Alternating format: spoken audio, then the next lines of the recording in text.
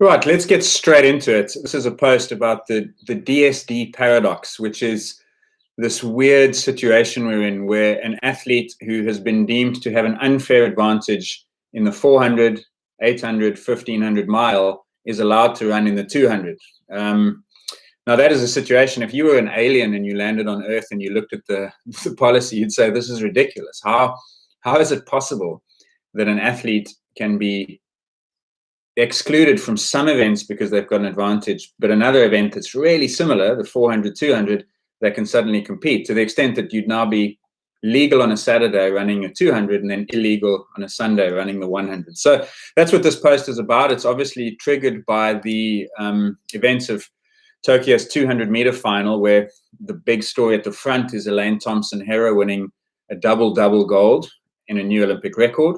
But behind her, there's a story that I think will continue to run for even a little bit longer. And that was the appearance in that final of two Namibian teenagers, Beatrice Maselingi and Christine Mboma. And Christine Mboma, of course, wins the silver medal in that final. Now, both those athletes were originally 400-meter athletes. They set super fast times early this year and were then flagged by the sport as having a DSD, which is a difference of sex development. And as a result, they were told that they could not continue to run the 400, but they can run the 2. And so they stepped down in distance to great effect and with great success. So I wanted to explain a little bit to you about how that situation arose. It's a real paradox. It's a messy situation. It's strange. This idea that you can have, as I mentioned, an advantage in one event, and then in another one that's really so similar, you suddenly are allowed to compete. And to understand that, you have to know a little bit about history. And the history of it is that in 2015, the sport of athletics had a policy called hyperandrogenism policy, which covered all the events from the shot put at one end all the way to the marathon at the other. So irrespective of the event, the idea was that these high levels of testosterone, that's what hyperandrogenism means, gave these athletes an unfair biological advantage, and so therefore they had to lower their testosterone in order to compete. It basically asked DSD athletes to do the same thing that a transgender woman had to do. That policy was challenged at the Court of Arbitration for Sport by an Indian sprinter named Duty Chand. And the Court of Arbitration eventually sided with her. And they told the athletics authorities, look, we understand why you've got this policy. We get it. And we don't even necessarily disagree with the principle behind the policy. But what you need is the evidence. So off you go, find us the evidence. You've got 2 years, and come back and we'll have another look at this. And so that's what they did. They went away, World Athletics, and they got their scientists to try and look into the evidence. Now, at this point, it's worth emphasizing that this is an incredibly difficult study to do. In fact, I'd suggest it's impossible to do ethically, and the ethical study is bad. So the good study is unethical, the ethical study is poor, and they went with a poor study. The way they did it is they went to World Athletics Championships, 2 cycles, and they measured the testosterone levels of all the women participating, and then they related that to performance. And so they're basically looking for a correlation between performance as a function of testosterone. Now, very important point here. There is no basis to think that such a correlation would exist. Now, that might surprise you because everyone thinks testosterone performance, male, female. And yes, that's true when you compare males to females. The difference between males and females, that 10% running speed, 30% power, 50% strength, 160% punching power, that difference arises primarily because testosterone levels in men are so high and in women are so low. But within women and within men, there is no reason to think that having high or low testosterone affects performance. It's kind of like if I went to the NBA, nobody would disagree that height makes a significant difference to basketball performance. Height is an advantage. No one should argue that. But if you looked only at the NBA, you would fail to find a relationship between height and basketball performance. Why? Because everyone in the NBA already has it. Height is one of the things that you needed to get in through the door.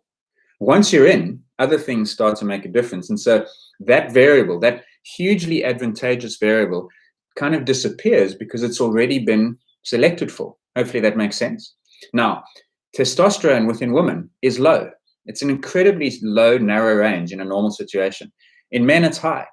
So we have a group of humans that are low testosterone, unandrogenized women, and a group of humans who have high testosterone and who are androgenized men. There is no reason to think that within each of these two homogeneous or similar groups, testosterone makes a difference to performance. So the study that the authorities tried to do was poorly conceived in the first place, and it was also quite poorly done. That's a long story for maybe another time.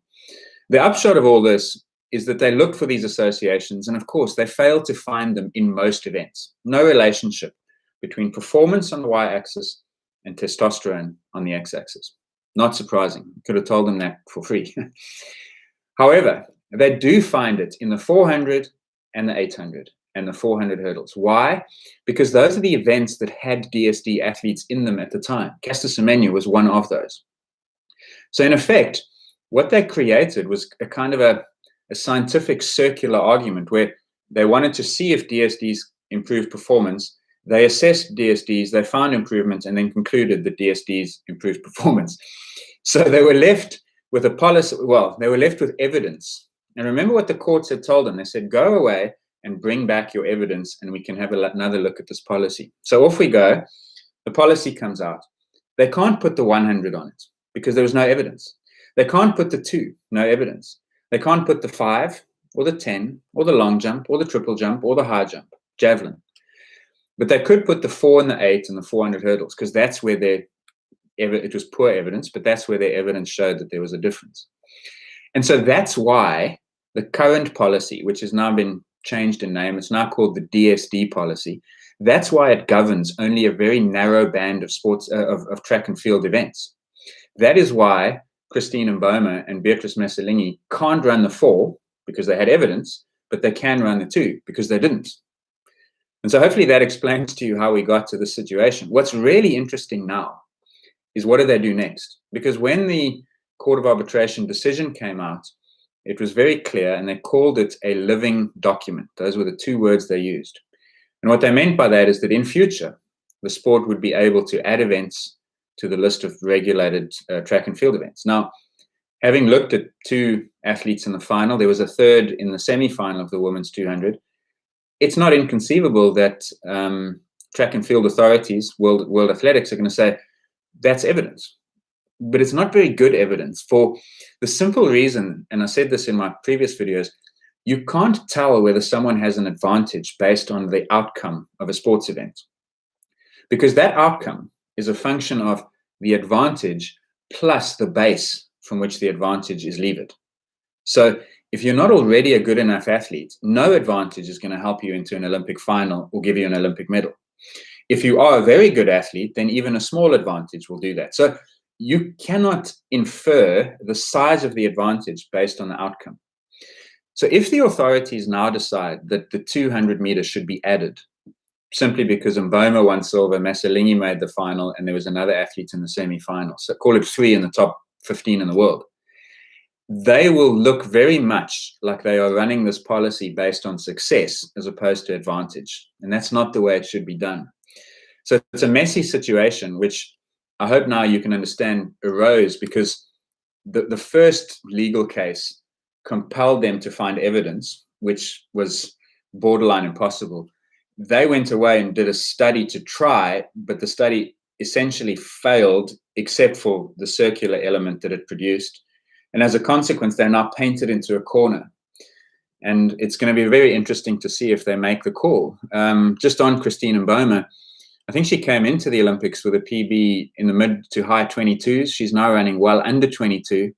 If you saw that final, you would have seen that her final 50 is considerably faster than Thompson Hera ran. And you get the impression that if she can just work on the start and her bend, which is quite a technical element of that race, there's no reason she can't go faster than Floris Griff the joiner. And then you're going to have to say, well, is that evidence of an advantage? So, yeah, it's an interesting time for the sport. I don't know which way they'll go, but regardless of which way they go, they're heading for big controversy again because basically it's just extending the breadth of these DSD regulations. One final point, and I don't know, I doubt any journalists are following and watching this, But when you write about this, please understand that that DSD policy is very clear that it applies to people who have XY chromosomes, that is the male sex chromosomes, testes, high levels of testosterone, which they can use. So those 4 bullet points have to be met. So when the reporting on this issue is women with high testosterone, that's not entirely true. There are conditions, by the way, polycystic ovary syndrome, for instance, where you are XX ovaries, no testosterone or low testosterone, and but you get high testosterone as a woman because of this condition.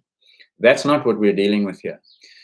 And in fact, to be blunt, World Athletics are basically saying that these DSD athletes are biological males, and they're treating them as if they were trans women. That was one of the contentious things that came up in the CAS hearing for Caster Semenya. So anyway, that's the state of the game. I wanted to explain that to you just so you understand why this weird paradox exists where you can be legal and then illegal in basically an event that's really similar to the other one. So armed with that, maybe you can contribute to the discussion, and I'm sure there'll be more to say on this, and when it happens, I will be saying it. So thanks for watching. Ciao.